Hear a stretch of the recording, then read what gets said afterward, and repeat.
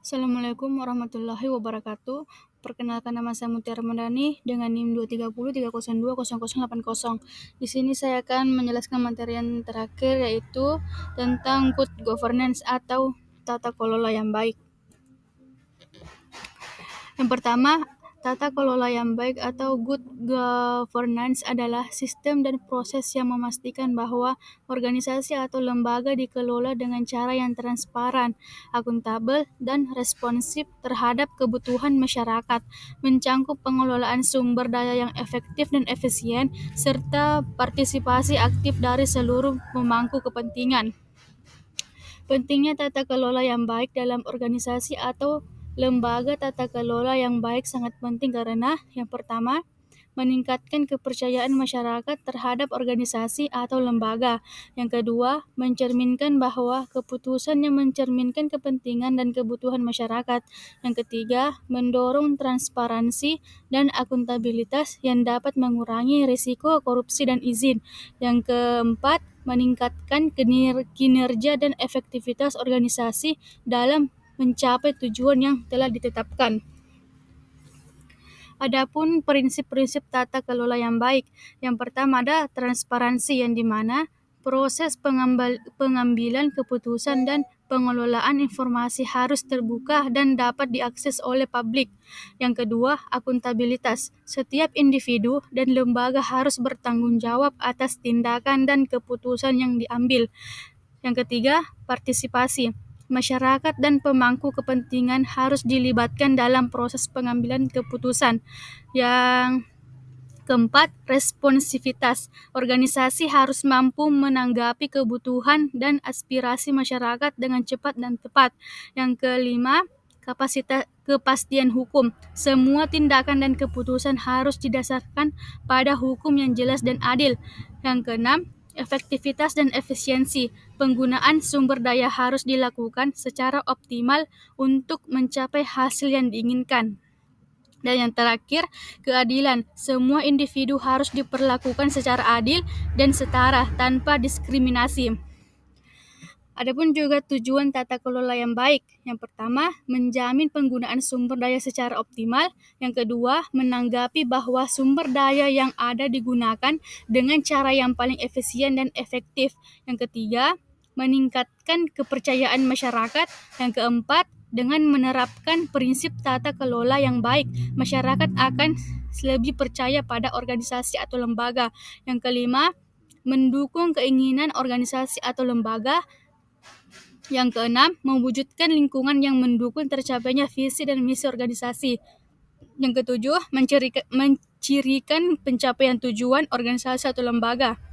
Dan yang terakhir, bermaksud bahwa semua kegiatan dan program yang dilaksanakan selaras dengan tujuan yang telah ditetapkan. Selanjutnya, manfaat tata kelola yang baik. Yang pertama, meningkatkan kinerja organisasi.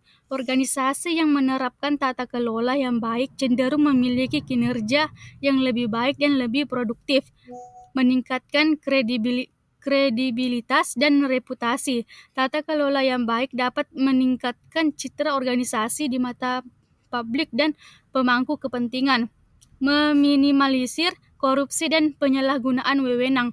Dengan adanya transparansi dan akuntabilitas, risiko korupsi dapat diminimalkan.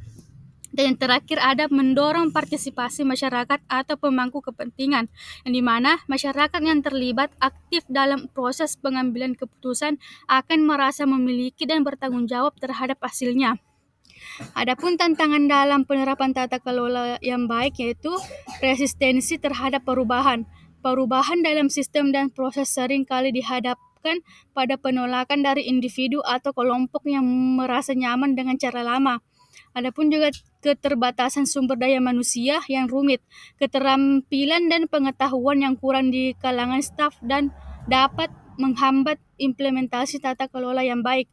Ada juga keterbukaan informasi yang belum maksimal. Kurangnya akses informasi dapat menghambat transparansi dan partisipasi masyarakat. Adapun juga kompleksitas pelayanan. Proses birokrasi yang rumit dapat menyulitkan masyarakat dalam mengakses layanan yang mereka butuhkan. Adapun implementasi strategi tata kelola yang baik. Yang pertama, peningkatan kapasitas SDM dan pelatihan, memberikan pelatihan dan pendidikan kepada staf untuk meningkatkan keterampilan dan pengetahuan mereka. Ada juga penguatan mekanisme pengawasan dan audit internal, membangun sistem pengawasan yang efektif untuk memastikan akuntabilitas dan transparansi. Ada juga mendorong partisipasi pemangku kepentingan secara aktif, mengajak masyarakat dan pemangku kepentingan untuk terlibat dalam proses pengambilan keputusan. Dan yang terakhir, menciptakan budaya organisasi yang transparan dan akuntabel, membangun budaya yang mendukung keterbukaan dan akuntabilitas di semua tingkat organisasi. Studi kasus atau contoh penerapan tata kelola yang baik. Contoh penerapan dalam pemerintahan daerah, perusahaan, atau organisasi masyarakat. Menyajikan contoh nyata dari organisasi atau lembaga yang berhasil menerapkan tata kelola yang baik. Hasil dari dampak positif yang dicapai menunjukkan hasil yang dicapai seperti peningkatan kepuasan masyarakat, efisiensi operasional, dan pengurangan korupsi. Adapun kesimpulannya, tata kelola yang baik sangat penting untuk keberhasilan dan keinginan organisasi, menekankan bahwa tata kelola yang baik adalah fondasi untuk mencapai tujuan organisasi. Diperlukan juga komitmen sebagai semua pihak untuk penerapannya dan mengajak seluruh pemangku kepentingan untuk berkomitmen dalam menerapkan prinsip-prinsip tata kelola yang baik. Ajakan untuk bersama-sama membangun tata kelola yang baik, mengajak audiens untuk berpartisipasi aktif dalam menciptakan tata kelola yang baik di lingkungan mereka. Sekian, wassalamualaikum warahmatullahi wabarakatuh.